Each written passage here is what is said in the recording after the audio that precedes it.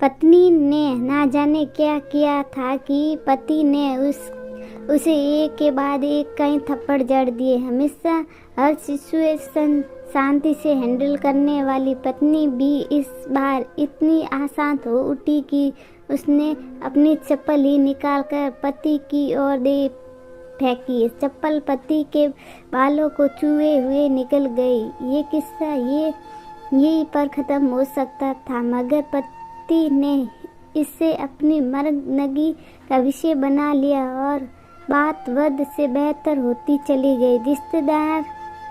रिश्तेदारों ने भी आग में ही घी का काम किया। किसी ने कहा, जो औरत अपने पति को चप्पल से मार सकती हैं वो नहीं वफादार हो सकती हैं और ना ही पतिव्रता। ऐसी औरत परिवार ही नहीं पूरे समाज पर कलंक की तरह है। बीवी के पक्ष वाले का पीछे रहने वाले थे। किसी ने कहा, 21वीं सदी में भी जो स्त्री के साथ मारपीट करते हैं उन्हें तो जेल भेज देना चाहिए। तो कोई कहता, जरूर उसको कोई और पसंद आ गई होगी इसलिए अब पत्नी से मारपीट करने लगा। बात कोर्ट तक पहुंच गई। दोनों पक्षों ने एक दूसरे के खिलाफ केस फाइल कर दी। पति ने चरित्रहीन होने के का तो पति ने दहेज और शारीरिक उत्पीड़न का आरोप लगाया। 2 वर्षों से अधिक समय के लिए केस चल रहा था। इन 2 वर्षों के दौरान पति पत्नी अलग अलग रहते थे। इन 2 वर्षों के दौरान दोनों पक्षों के समर्थन की संख्या कम हो गई थी। पहले जहां दोनों पक्षों में समर्थक का समूह होता था, अब गिने चुने लोग रह गए थे। पति और पत्नी दोनों की आर्थिक स्थिति भी इस समय के दौरान नीचे गिर चुकी थी, जिन्होंने वो अपना शुभ चिंतक समझ रहे थे। पैसों की बात आते ही उन्होंने भी अपना पलटा झाड़ लिया था। अगर कोई देने की तो राजी भी हुआ तो मोटे ब्याज की शर्त पर। आखिरकार वही हुआ जो सब चाहते थे, डिवोर्स। हर कोई खुशी था, दोनों पक्षों के रिश्तेदार, उनके माता पिता और दोनों के वकील। लेकिन 5 साल की सुख शांति और एक सुंदर बेटी होने के बाद मिले इस डिवोर्स से पत्नी मुक्त थी और पति शांत था। शायद ये एक इस्तीफा ही नहीं था कि इस खुशी को मनाने के लिए दोनों पक्ष के लोग एक ही चाय की टपरी पर बैठे आमने सामने। इस्तीफा इसलिए क्योंकि ज़्यादातर लोग जो एक दूसरे के विरोध पक्ष को सपोर्ट कर रहे थे वे एक दूसरे को अच्छे से जानते भी थे।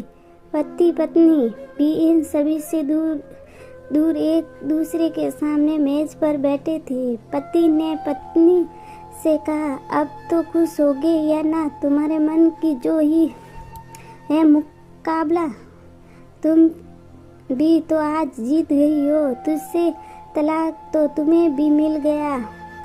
कंग्रेचुलेशन टू यू, पति ने कहा। तलाक को तुम जीत के का प्रतीक समझते हो? पत्नी ने पूछा। पति चुप रहा। थोड़ी देर की शांति के बाद पति ने कहा, मुझे तुझसे 5 लाख रुपए अभी और हर महीने 8,000 देने का आदेश है।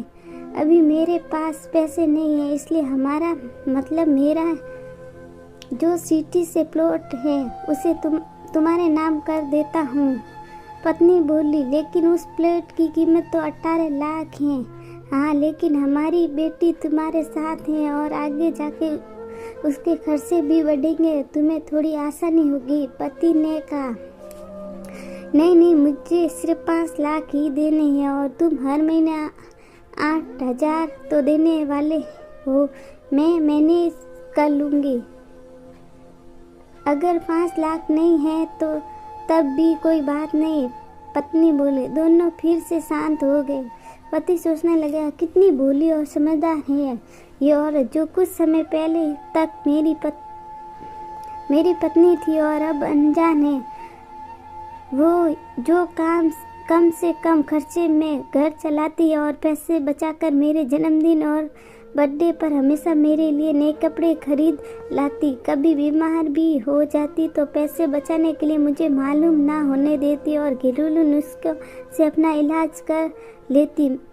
मगर घर में कोई और बीमार होता तो तुरंत डॉक्टर के पास लेकर जाती। मेरी ही मति मर गई थी। मैं ही अपनी झूठी मतदानी के चक्कर में इतनी बड़ी गलती कर बैठा।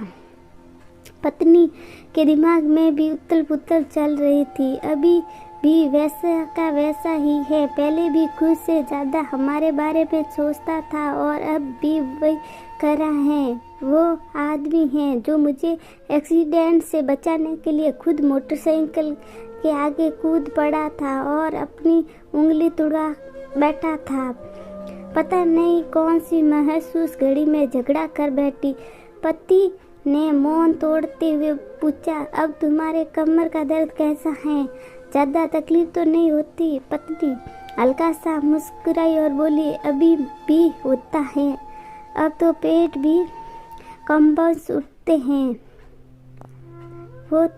वो तो होगा ही। तुम योगा या कसरत भी तो नहीं करते हो।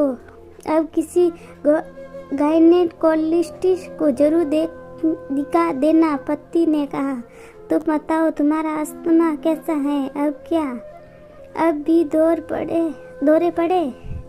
पत्नी ने पूछा। हाँ पढ़ते हैं, पहले से ज़्यादा, क्योंकि अक्सर इन्हें हर भूल जाया करता हूँ। याद दिलाने के लिए तुम जो नहीं हो अब। पति बोला। पत्नी की आंखों में आंसू आ गए। वह बोली, तुम्हें मेरे चरित्र पर सवाल नहीं उठाने चाहिए तो ये परिस्थिति आती ही नहीं।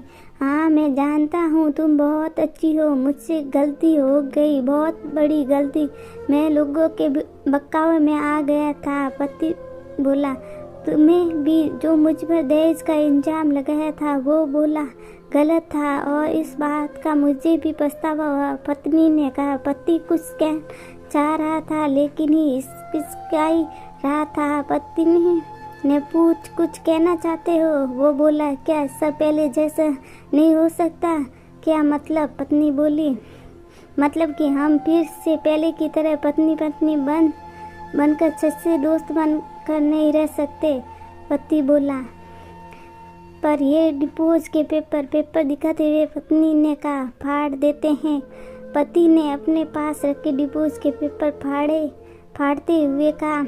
पत्नी ने भी अपने पास रखे पेपर फाड़ दिए। सभी हैरान थे, वकील, रिश्तेदार और माँ बाप। पति पत्नी दोनों एक दूसरे के हाथ में हाथ पकड़े अपने घर की तरफ